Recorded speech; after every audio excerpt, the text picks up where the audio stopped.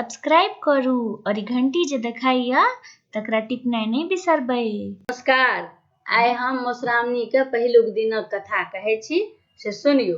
पहिलुक दिन ओहिमे कथा होइया मोना पंचमी के कथा और बिषहारा के जन्म। तो पहले हम मोना पंचमी के कथा कहै छी से सुनू। एक दिन एक बूढ़ी स्नानक हेतु धार गेली। ओहिठाम देखलखिन धार में चिकनी पात पर 5टा किछु लहलहाइत छल। ओ जीव बूढ़ी के देख बाजल, हे बूढ़ी, गाम जा लोक के सूचित करियौ जे आइ मौना पंचमी थिकैक। आइ लोक 5 झाक चिक्कन माटि आनि घर आंगन पवित्र सँ नीपि तेल कूर लगाए स्नान कय आंगन में चिकनी माटिक 5टा थुम्हा बनाबथि। ताहि में सिंदूर पिठार लगाए ऊपर सँ दूभि साटि देथि। नव बासन में खीर घोर जौर रान्हथि। बिषहाराक पूजा कय हुनका दूध लाबा चढ़ाबथि आ खीर घोर जौर उत्सर्गथि। झोआ नेबो, आमक पखुआ, अमतौआ दारिम, नीमक पात, नेंगरा कूश आ धामीक पात आदि चढ़ाबथि। ई सब कयलाक बाद आइ सब कियो तीत कोत खाय खीर घोर जौर खाथि। घरक दुआरि के दुनू भाग गोबर सँ फेंच काढ़ने नागक चित्र बनाबथि। ओकरा मुँह में दही आ दूभि लगा देथि। जे कियो एहि तरहें पाबनि करती तिनका सब प्रकारक कल्याण हेतनि आ जे एना नहि करती तिनका हानि होइतनि। बूढ़ी नहा के आंगन एली त गाम में सब के कहलखिन। गामक किछु लोक ई पाबनि केलक और किछु लोक एकरा फूसि फटक बुझि अंठा देलक, पाबनि नहि केलक। जे सब पाबनि कयलक से सब त ठीक रहल आ जे सब नहि कयलक से राति में मरि गेल। गाम में हाहाकार मचि गेलै। हारि के लोक सब फेर बूढ़ी के ओतय आयल आ पुछलक जे आब कोन उपाय सँ मूल लोक सब के जीवित होयत से उपाय कोनो बताउ। बूढ़ी कहलखिन, हमरा त किछु नहि अबैया, हम ओही ठाम जाइ छी।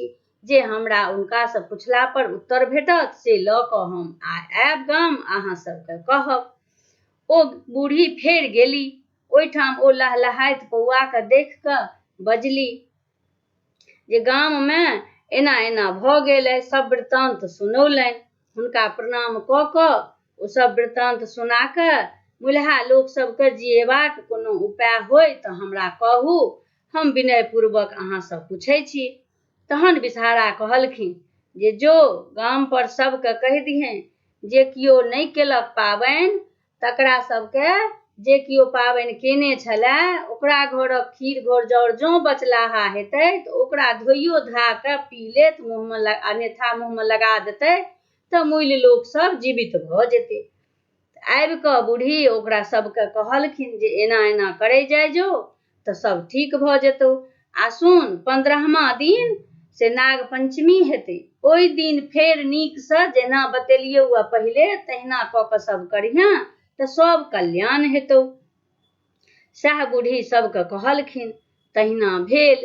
ओ जे सब कियो बनेने रहथि पाबनि केने रहथि हुनका घर में खीर घोर जौरक बासन में खोजि कऽ आ ओ सब मुल्हा के लगा देलखिन। ओ सबटा जीव उठल। सबके बड्ड खुशी भऽ गेलै मन में।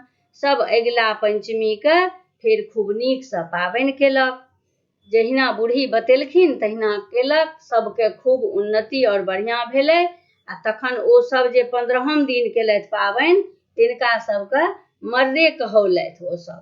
ओ सब अखनो तक ओ पाबनि ओहि 15वाँ दिन करै छथि आ जे कियो पहिले दिन केने रहथि से मौना पंचमी दिन करै छथि। ओ सब मर्रे कहौलक। एहि तरहें बूढ़ी के कथा खत्म भेलनि। आ बिषहारा के जन्म कहब। एक दिन महादेव गौरी के संग सरोवर में जल क्रीड़ा करैत छलाह। संयोगवश हुनका वीर्य स्खलन भऽ गेलनि। महादेव ओकरा एक पुरैनीक पात पर राखि देलखिन। ओहि सँ बिषहारा 5 बहिनीक जन्म भेल। महादेव के एहि 5 बहिन पर बड्ड ममता होबय लगलनि। स्वाभाविक छै ममता भेनाइ। ओ नित्य ओहि सरोवर में स्नान लेल जाइत आ बड़ी बड़ी काल धरि ओहि साँपक पुआ सँ खेलाइत। गौरी के संदेह होमय लगलनि जे महादेव एते काल धरि पोखरिमे की करैत रहै छथि। एक दिन ओ महादेवक पाछू पाछू गेली तऽ देखलनि जे महादेव पौआ सभक संग खेलाइत छथि। ई देख गौरी तमसा गेली। ओ पौआ सबके पैर से पीच पीच के फेकय लगली। महादेव मना केलखिन जे ई सब मारबाक पात्र नहीं थिक, ई सब अहाँके बेटी थिक, ई सब अनेको कष्ट दूर करत आ कहियो अहूँके उपकार करत। मृत्यु भुवनमे साउन मासमे एकर सभक पूजा हेतै। जे एहि पाँचो बहिनीक पूजा करत तकरा साँपक डर भय नहीं रहतै। ओ धन धान्य सँ पूर्ण होयत आ ओकरा सब तरहे कल्याण हेतै। हम एहि पाँचो बहिनीक नाम रखने छियै जाया, बिषहरि, शामिलबाड़ी, देव आ दोतै। एहि तरहे पहिल दिनक खिस्सा समाप्त भेल। आ दोसर दिनक खिस्सा हम दोसर वीडियोमे कहब। धन्यवाद।